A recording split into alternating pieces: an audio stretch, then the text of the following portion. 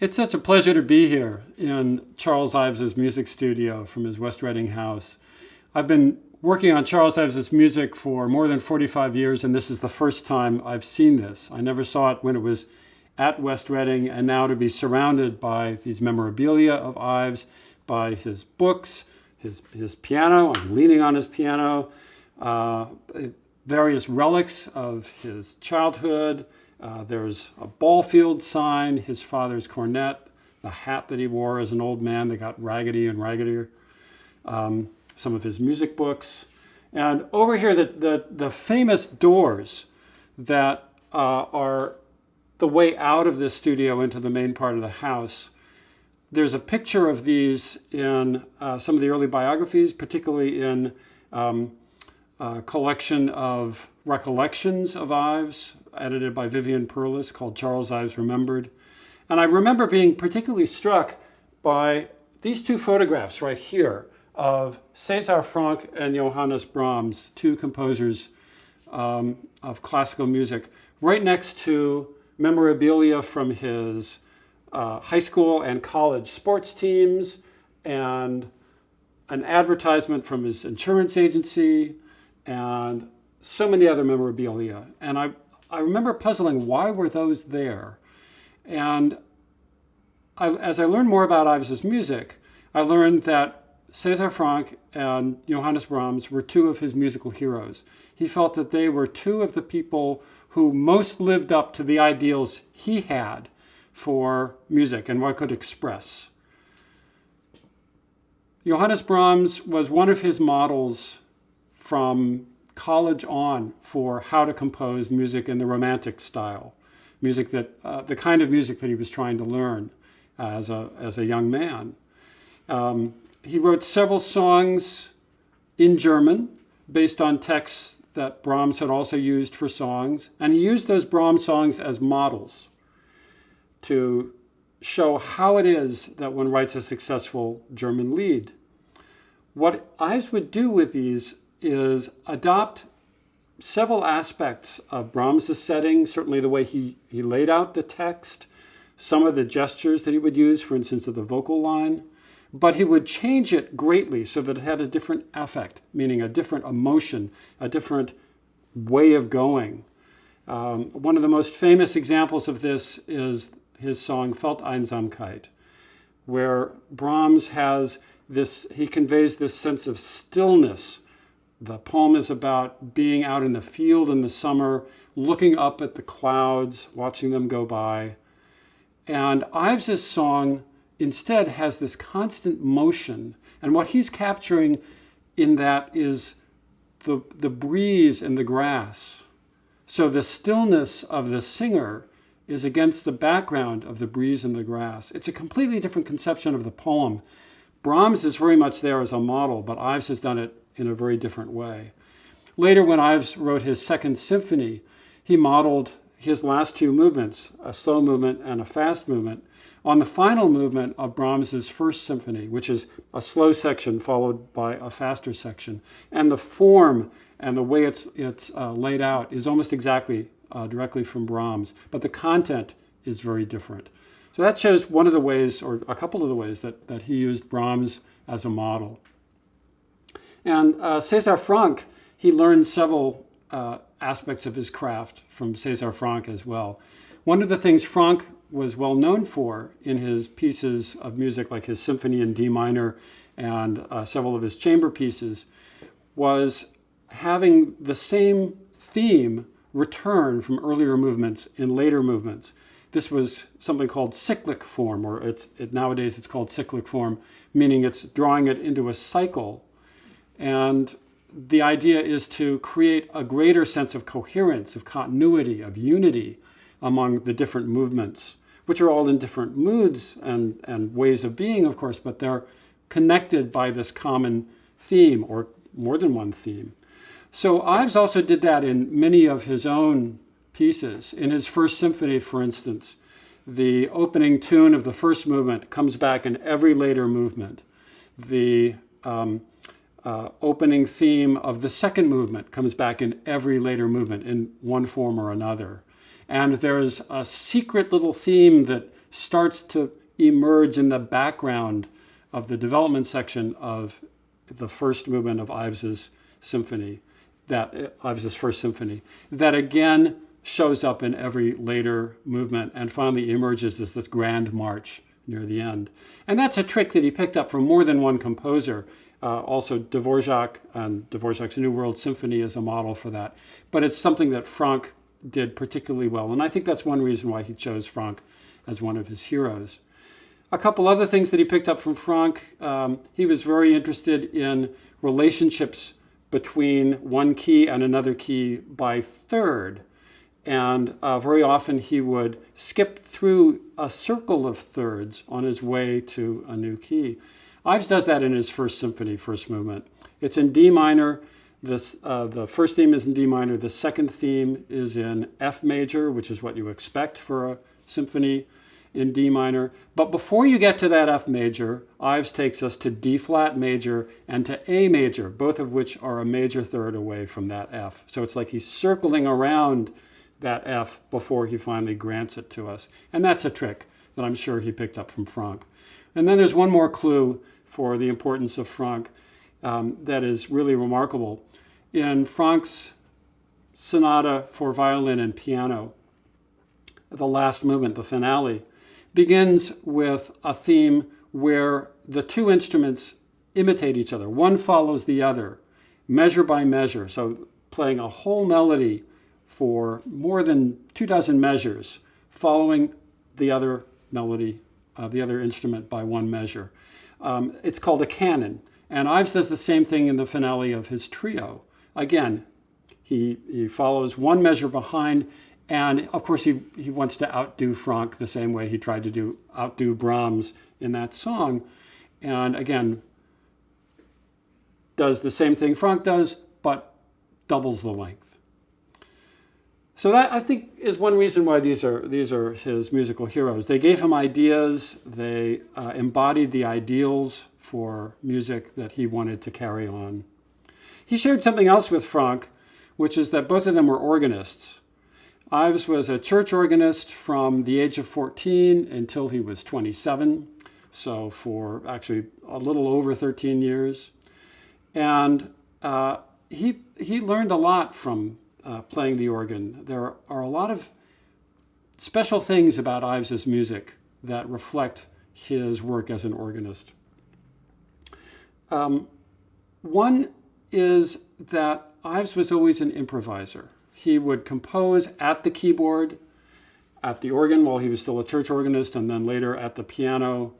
We can see that in many of his scores, of his sketches, of his pieces, that we don't have the original sketches for ideas.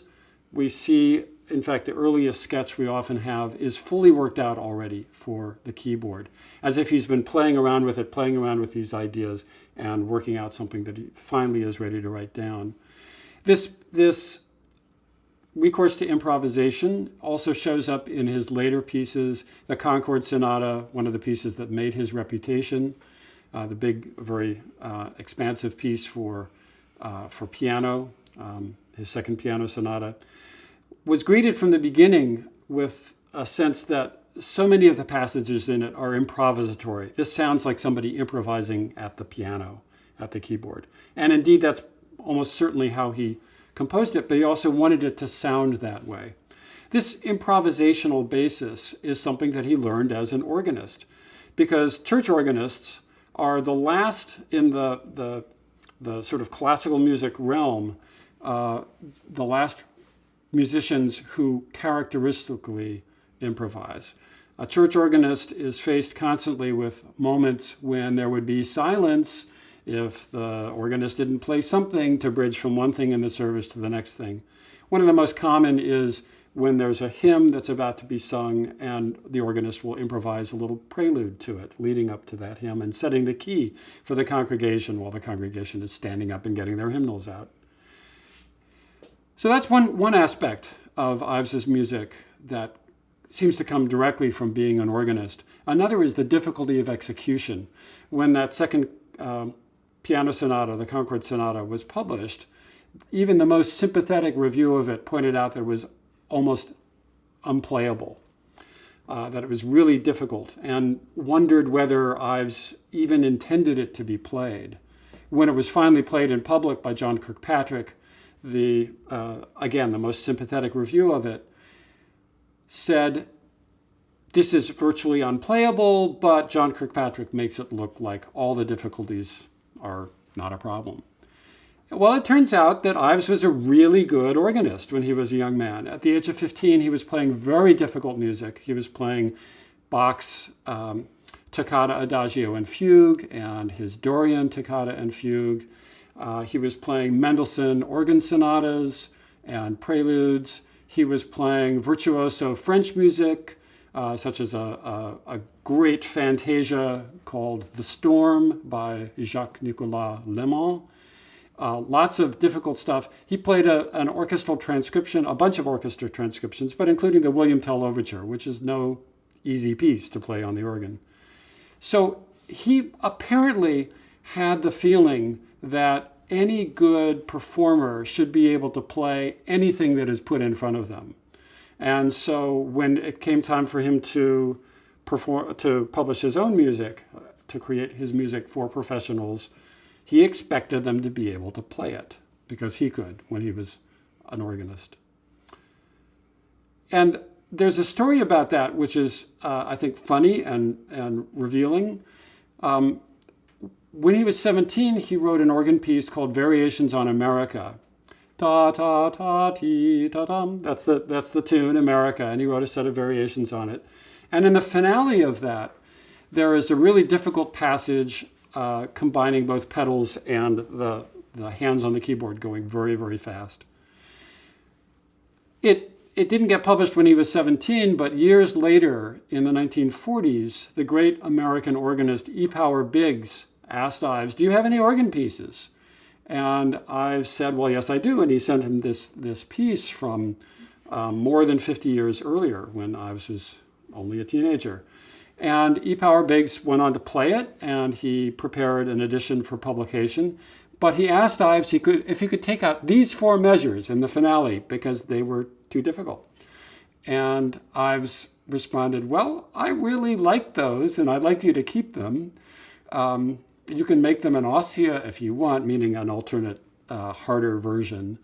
And so Biggs kept them. But I find it instructive that this master organist who was preparing the edition of this Ives piece, 50 years later, found this one passage so difficult that Ives had played at the age of 17. There are lots of other aspects of organ music that are reflected in Ives's later music. His love of fugue, he learned several fugues on the organ. His love of counterpoint, multiple melodies going on at once. Lots of his pieces have that kind of texture. Speaking of texture, it's very common on the organ to alternate the sounds of different kinds of pipes. For instance, pipes that are designed to imitate strings versus pipes that might imitate brass instruments or wind instruments like the oboe and the trumpet. And those could be arranged, lined up on different keyboards. A typical church organ has at least 2 manual keyboards played by the fingers, plus the pedal keyboard played by the feet. And so Ives could go bouncing back and forth between keyboards as if he was going back and forth between strings and winds and brass. And when he gets around later to writing orchestral music for orchestra, he does the same thing in his first, second, and third symphonies. There are often these passages bouncing around between different choirs of the orchestra, just as he learned to do playing pieces by Bach and Mendelssohn and other composers on the organ.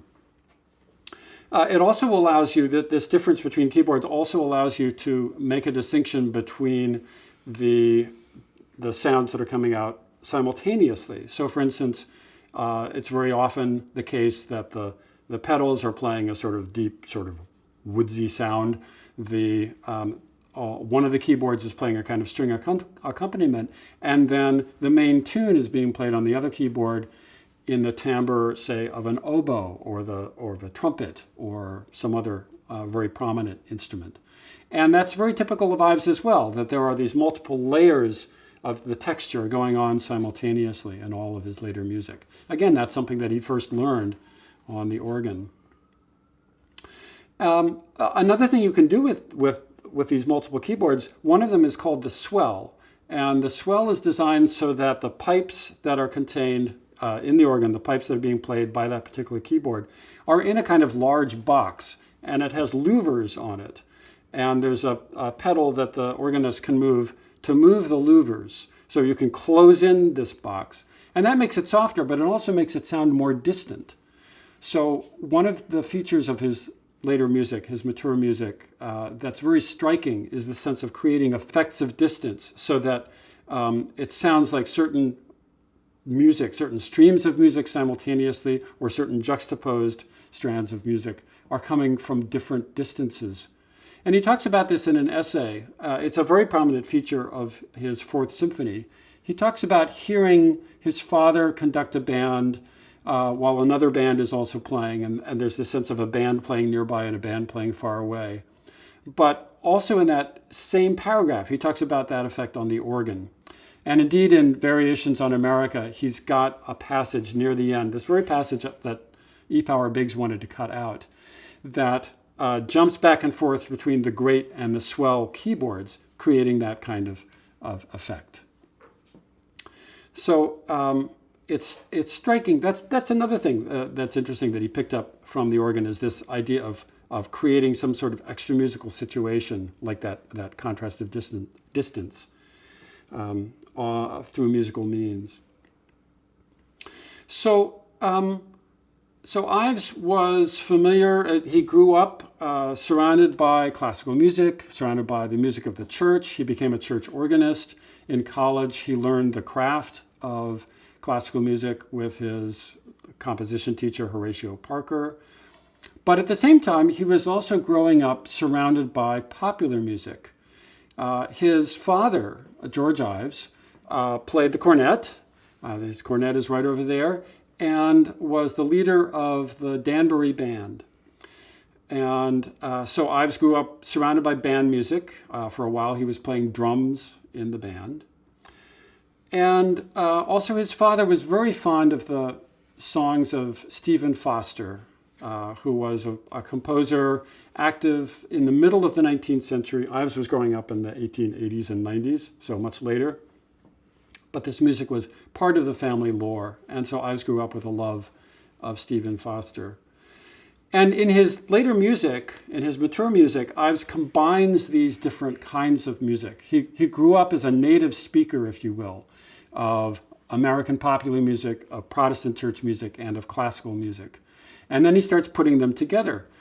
And I think that's one of the reasons that Ives is so relevant for me as someone who grew up in the 60s and 70s, of people growing up today, of really everybody alive, because there's nobody in the world anymore who just listens to one kind of music. We all hear a wide variety of music. Think about just going to the movies or watching TV, and the way the film and movie composers use different kinds of music to portray a particular character or a particular situation. We hear these changes of music and we know what they mean. They convey certain feelings to us, like the eeriness of electronic music in a sci-fi film from the 1950s, or the adventure of the Star Wars scores by John Williams and this big romantic orchestra. That diversity of music is part of our musical life that we just can't even escape. And Ives is one of the first composers to really deal with that diversity and to bring it all into his music. So for instance, in his Second Symphony, Ives frames it as a piece for orchestra in a kind of romantic style, basically the style of Brahms and Dvorak, composing at the end of the 19th century. Ives is writing this from the very end of the 19th century through around 1909, say, is when he finishes it. And so that's the framework. He even has a nod to European classical composers every now and then. In moments of transition between one theme and another, it'll already, all of a sudden, it'll sound like, well, that's like a transition from Brahms's First Symphony, or that's a Bach fugue or a Bach invention. And they're stuck in there to convey this sense of his European classical leanings. But all the themes are from American tunes. And so this is a piece that brings together American music, both Protestant church music and American popular music on the one hand, and the European classical tradition on the other. That's the whole point of Ives' Second Symphony. Let's think about the second movement of this symphony, where he's wanting to convey different kinds of American music as embodying the different sensibilities that one normally has in a first and a contrasting second theme in a big piece of symphonic music. And so he bases the first theme on a Civil War tune called Wake Nicodemus. I'm going to use Charles Ives' piano to give myself a pitch. Nicodemus the slave was of African birth and was bought for a bag full of gold. He was reckoned as part of the salt of the earth, though he died years ago very old. 'Twas his last sad request, so we laid him away in the trunk of an old hollow tree. Wake me up was his charge at the first break of day. Wake me up for the great Jubilee. This is a song that celebrates the great Jubilee, the freeing of the slaves in the wake of the Emancipation Proclamation in January 1863. Now, there are a lot of problems with that tune as the theme for a symphony. Da-da-da, da-da-da, da-da-da, da-da-da. It just goes on in the same rhythm over and over again.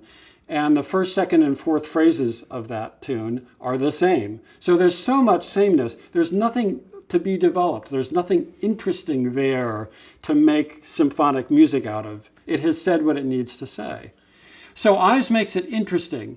He keeps the opening and closing gestures, and he repeats them and varies them, but he eliminates lots of the other repetition, and it comes out like this. This is the theme, the first theme of his second movement. Ya-da-da-da-dum, ya-da-da-da-dum, da-da-da-da-da-da, da-da-da-da-da-da-da-da-da-da.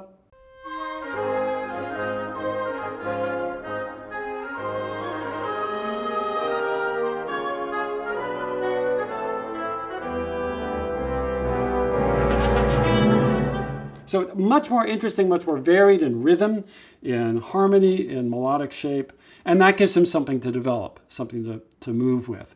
But it still has the character, the bouncy character of that Civil War song.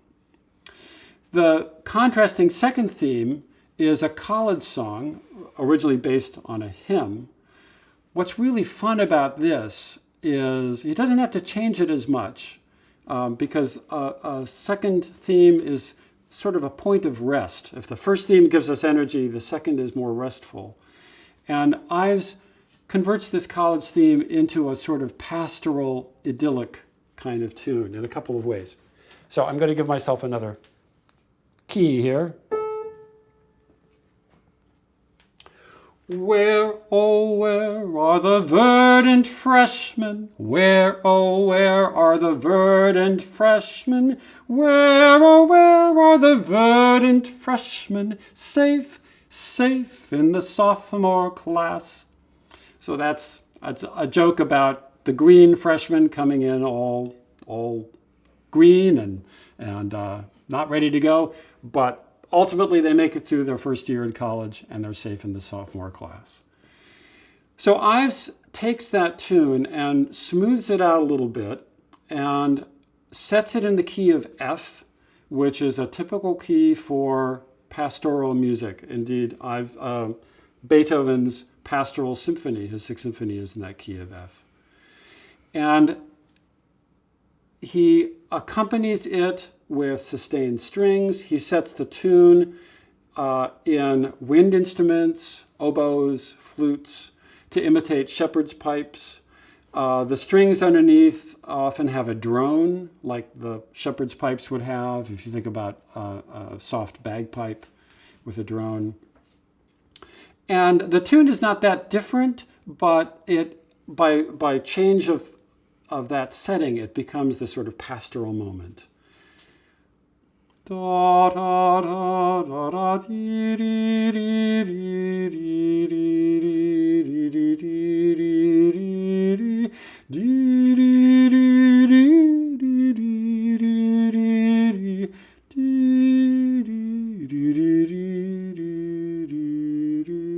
and then it varies it even more. Becomes and you have that undulating figure that is used so often in pastoral movements to convey the idea of a breeze or a stream.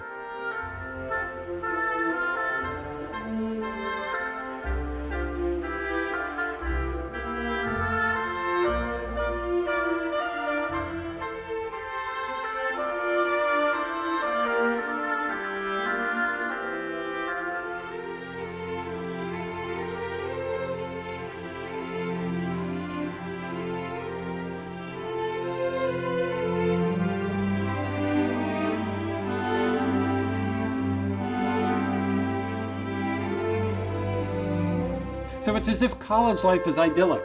Any of you been to college? I mean, is college life idyllic? Is it lying around with shepherds and nymphs on the grass? Well, it can seem that way, especially to people who have been in college and are now out in the working world. And that was true for Ives, of course, at that moment.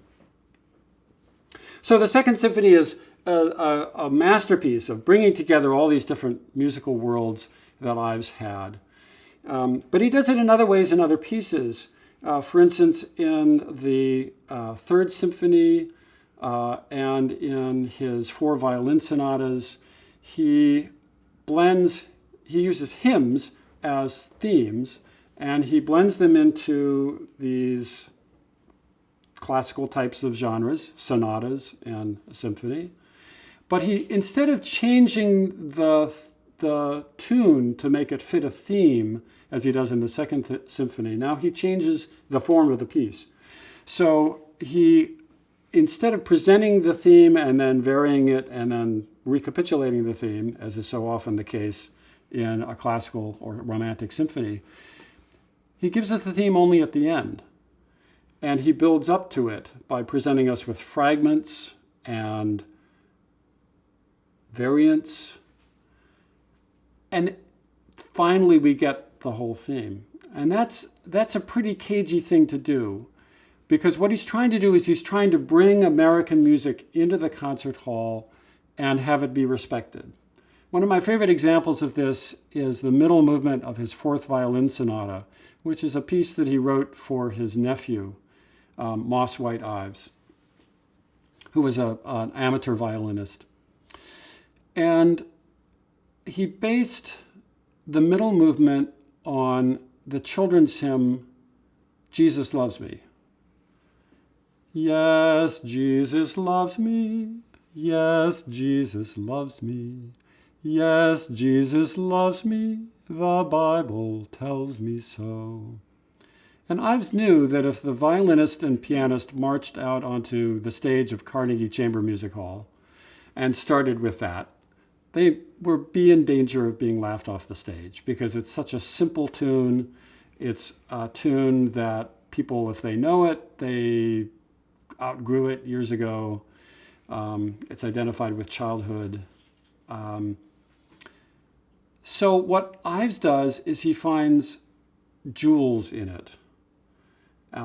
He, instead of presenting us that at the beginning, he gives us fragments of that tune and fragments of what will become the counter melody to that tune, which is also based on that tune.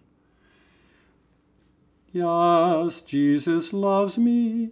The counter melody goes ya-dee-dum, ya-dee-da-dee-da-dum, and continues from there. It's a very beautiful tune, a wonderful tune, which works simultaneously as a paraphrase of that hymn and also as a counter subject or a counter melody to it.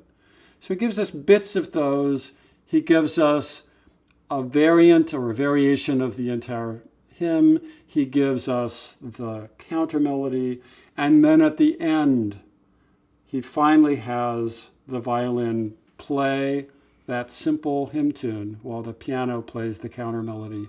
And it's such a lush, gorgeous moment.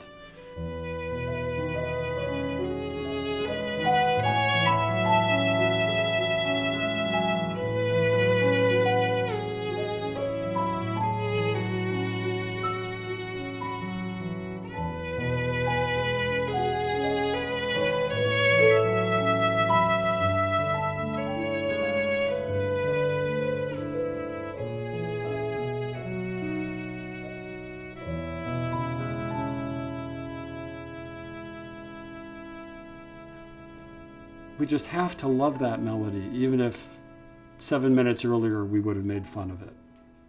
So that's one of the wonderful things that Ives is able to do in his integration of these different kinds of music that he'd learned.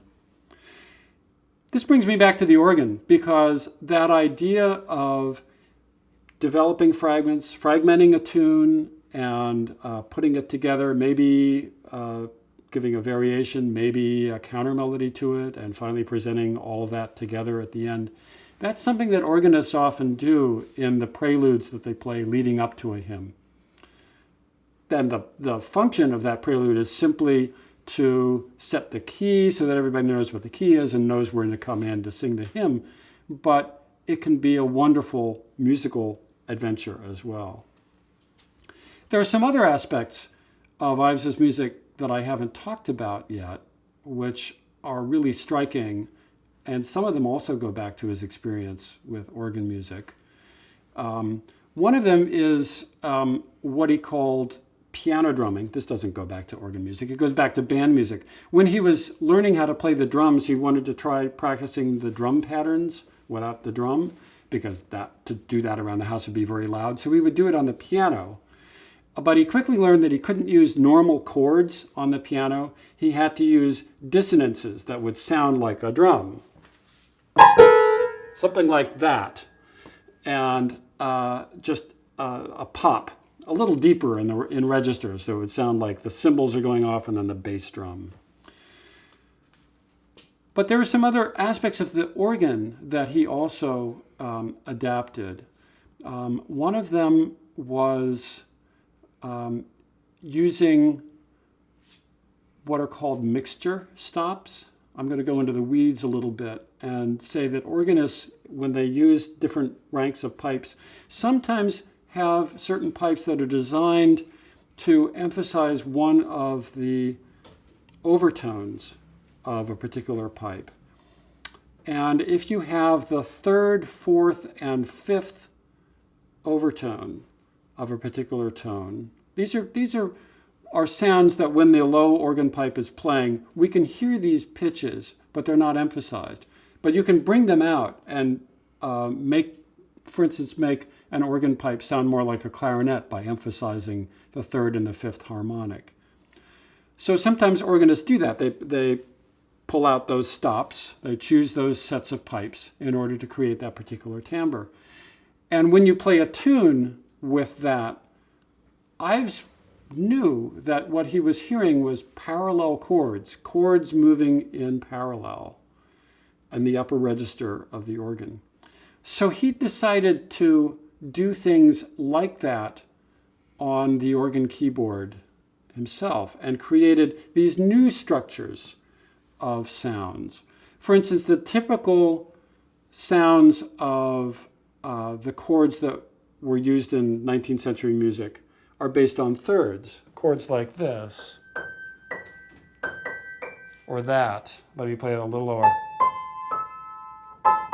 And he said, well, those are built on thirds. Why not have more thirds? Why not more than 2 or 3 thirds? Have several thirds. Just keep going. And then he moves those in parallel, like these mixture stops on the organ. And he tries out different kinds of combinations of chords with different intervals. And he discovers that he can do almost anything he wants to if he uses another feature of the organ, which is a pedal point. A pedal point is basically put your foot down on one of the pedals and hold one of those low bass notes and then play other harmonies on top of it. You typically start with harmonies that go well with that pedal point, but then move away from it and then come back to it, and creates this wonderful dramatic effect. And composers like Bach and Mendelssohn and many other composers for organ have done that. So Ives does it too. And in one fabulous piece called Processional for organ and choir, he combines the idea of inventing new kinds of chords on top of a pedal point. He just keeps that low C, the lowest note on the organ, holds it down with his organ pedal, and then has a rising line above it, and then builds chords based on different intervals out of that rising line. So first seconds, and then thirds, and fourths, and tritones, and fifths, and it gradually expands the size of the interval he's building. Each of these chords is made out of one interval or two intervals that are right next to each other, and then builds out to the octave. And when we get from all of those sevenths, the most dissonant interval you can imagine, to pure octaves, it feels like a resolution. But he achieves this sense of moving from consonants to dissonance and back to consonants through entirely novel means. It's something brand new that he's invented. And ultimately it traces back to features of the organ, these novel chords that he was playing with on the organ, and this basic idea of a pedal point. And he later uses ideas like this to create music that conveys something of what it's like to be an American and what it's like to experience the sounds around us. One of my favorite pieces like that is called Central Park in the Dark.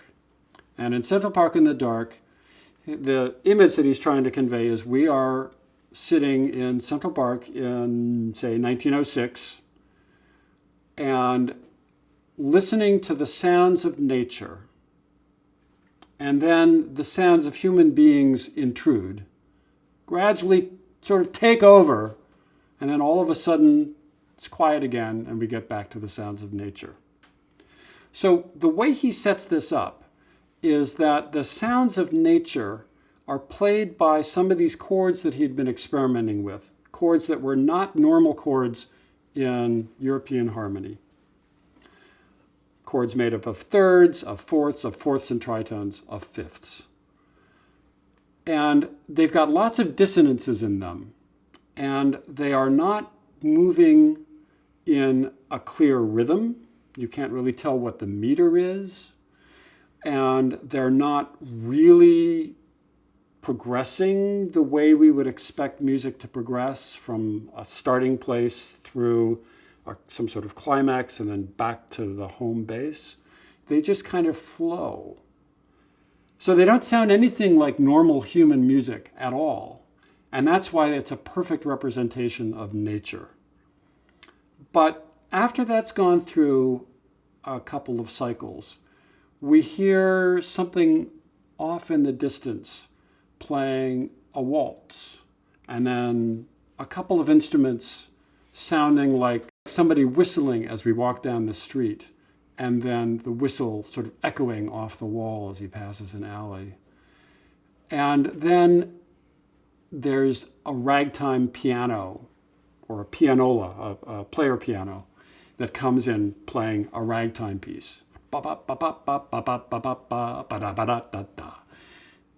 And then another one playing another piece. Ives writes a program note for this piece describing that as a ragtime war over the balcony. Two pianolas playing in nearby apartments, cranked up as loud as they can go, fighting each other. And then other things. There's a fire truck that comes in. The whole thing builds up to this huge bang, suddenly cuts off, and we're back to the sounds of nature. It's just such a beautiful way of using this brand new technique of these new kinds of chords that he's developed to convey something that becomes really wonderfully meaningful. That piece is often paired with a piece called The Unanswered Question, which does the same thing sort of in reverse. Here are the strings, which played the sounds of nature in Central Park in the Dark. Here the strings play a gorgeous stretched out harmony in a nice key. Sounds like major music, major mode music. Meanwhile, the trumpet in notes that don't harmonize with anything going on beneath it, so sounding atonal, not even tonal, much less in the same key, poses the question, 5 notes again and again and again. And then 4 flutes try to answer the question, and they also are atonal. So you've got these 3 different layers set off by timbre. Remember the organ and its ability to play in 3 different timbres simultaneously? 3 different layers set off that way, but also by musical content. And ultimately, the last thing we hear as the strings sustain their last chord is the trumpet posing the question one last time, and it's left unanswered at the end. Beautiful, beautiful stuff. That's perhaps one of Ives's most famous pieces. And it's a piece of music that depends simultaneously on our familiarity with romantic music, with the way music normally goes, and our ability to hear something interesting in music that does something a different way. Ives builds on all of these effects that I've talked about, on all 4 of these traditions that he was familiar with, American popular music, Protestant church music, classical music, and experimental music, in his later pieces, such as, for instance, one of his other most famous pieces, 3 Places in New England. This is a wonderful picture of 3 places and the people who are behind the stories of those places. The first movement is called the St. Gaudens and Boston Commons, or Colonel Robert Shaw and his Colored Regiment. In Boston Common, there's this monument that is right across from the Massachusetts State House, and it shows a large relief sculpture of one of the first black armies, or black army regiments during the Civil War. So the Union, after the Emancipation Proclamation made it possible, the Union Army started organizing these black regiments. And this one was organized in part by Frederick Douglass, and 2 of his sons were part of that regiment. It was led by white soldiers because those were the only ones who already had the experience to be officers. And among them was the leader of the entire regiment, Colonel Robert Shaw. The sculpture is just absolutely outstanding. Augustus St. Gaudens was one of the great sculptors of America in the late 1890s. And his depiction of this shows Colonel Shaw not leading his troops, but side by side with them. And we see these troops, these African-American soldiers, line up, marching down, as they did past that very spot on their way out of basic training and off to the war. They marched right by Boston Common. And every face is different. Every soldier that we see is different. We're seeing them from the side as they march across, and the faces closest to us are in very high relief, and then they gradually recede into the background, so we get this sense of growing distance, and they're less and less visible, less and less figured. But each of them is an individual, dignified, purposeful, off to win the war and save their brethren from slavery. It's a very, very moving monument. Ives recreates this in the music. There's that same sense of multiple layers, of things that are close, things that are more distant. He uses a couple of tunes by Stephen Foster based on the experience of black folk on the plantation, and a couple of Union songs, Union Civil War songs. And he combines aspects of those tunes to create his melody. So one gets a sense of the purposefulness of gradually coming together, of marching off to war, of the battle, when they attacked Fort Wagner down in South Carolina near Charleston.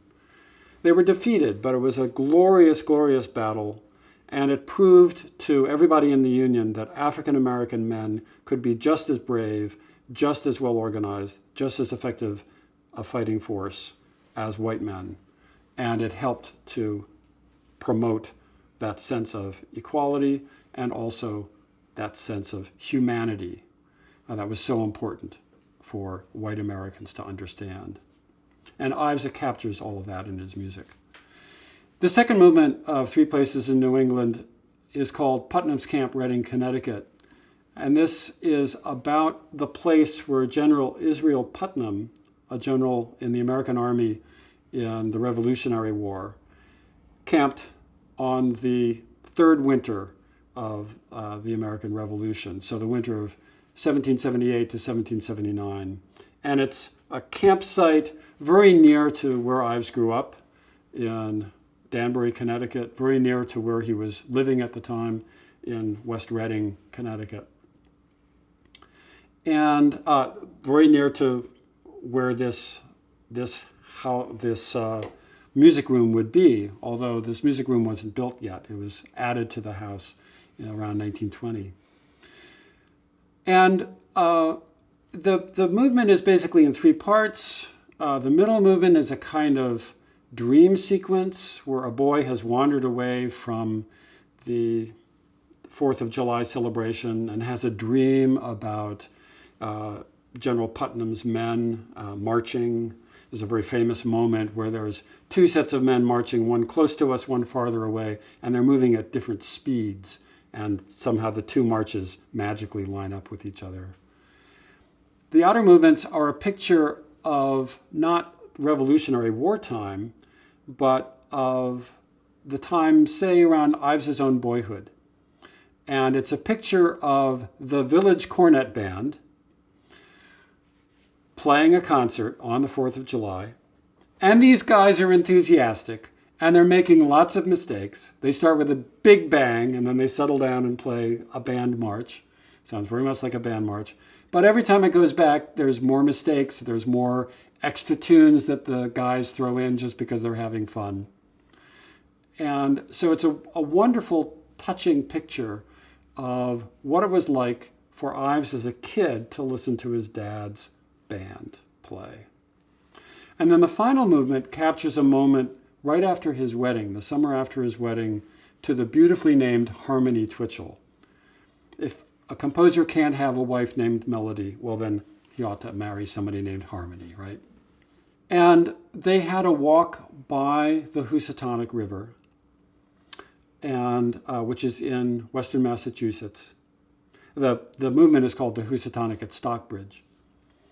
And he noticed in that moment, as they were standing there, the river itself moving slowly and majestically, but above it were swirls in ripples in the top of the water, and then mists and leaves swirling around. So there was multiple layers going on simultaneously.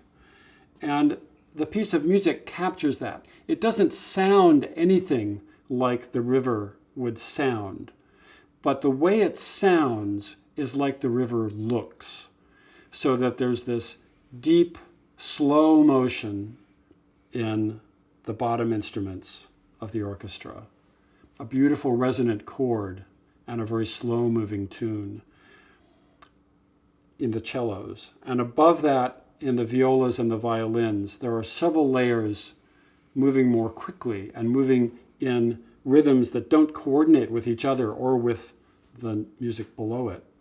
And as you go higher in pitch, each of these lines gets more rhythmically active and softer. And that's a beautiful way of conveying in musical sound this sense that Ives had of the deep current, the slow-moving river, and above that, the ripples and the mists rising. As the piece continues, there's this beautiful melody that unfolds above that background. The picture, as Ives describes it, is that they were on the banks of the river and there was a church across the way where people were singing a hymn, and so they could hear this distant hymn from across the river. In the piece itself, that music, that tune, is actually the most prominent feature, and the river sound is kind of in the background, which is interesting. That tells us that the people in the scene are the most important, just as was true in the previous two movements. Although they were ostensibly, all three movements are about places, ultimately they're about people and the way people experience music. The tune that we hear is based on a hymn tune, but is not really a hymn tune. What Ives has done is take a very simple hymn tune from the 19th century and adapt it so that it perfectly fits a poem by Robert Underwood Johnson called The Housatonic at Stockbridge. He has selected certain couplets, rhymed couplets, out of this very long poem to set to music. And although in the orchestra version of this piece we don't hear that text, there's also a song version of the same piece, The Housatonic at Stockbridge, where that text is set to this melody. And so the hymn tune is very simple, as I said. Ta ta ta tum ta ta ta ta ta ta ta ta tum pum pum, becomes this gorgeous melody. Ta ta ta ta tum. I may as well sing the text. Contented river, in thy dreamy realm, the cloudy willow and the plumy elm. It's just a gorgeous melody unfolding over this background of the river. And again, it's not sounding like the river, but the music is acting like the river looks. So all three of these pieces pull on some of Ives's background, pull on popular music, pull on Protestant hymnody, as in that last movement, pull on classical music, and include textures and sounds that are part of his experimentation. And they all convey a wonderful sense of what it's like to be in that place, experiencing this music. And I think that ultimately is what is so important about Ives, is that he gives us a sense of what it's like to be human, what it's like to hear all of what is going on around us, to see it all. In these pieces, we can't keep track of all of the details. Some things are too soft for us to follow. Sometimes the layers are too many for us to hear everything. But it would sound different if we could hear every note. It would not be the same thing.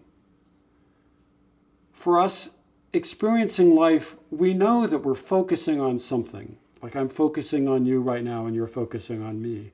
But there are other things around that are still there even when I'm not paying attention to them. And I would certainly miss them if they were not there. Ives creates this same sense of the three-dimensional. He creates a sense of what it's like to experience things. Things don't go according to set musical forms. They go according to, well, how they go, how we are, one thing after another. And we get to a place we didn't expect to. And then looking back, it's like, well, of course we were going to come here. Of course that makes sense. As I started, it's so wonderful to be in this place where the spirit of Charles Ives is all around me, and to have a sense of the depth of his character and of his music.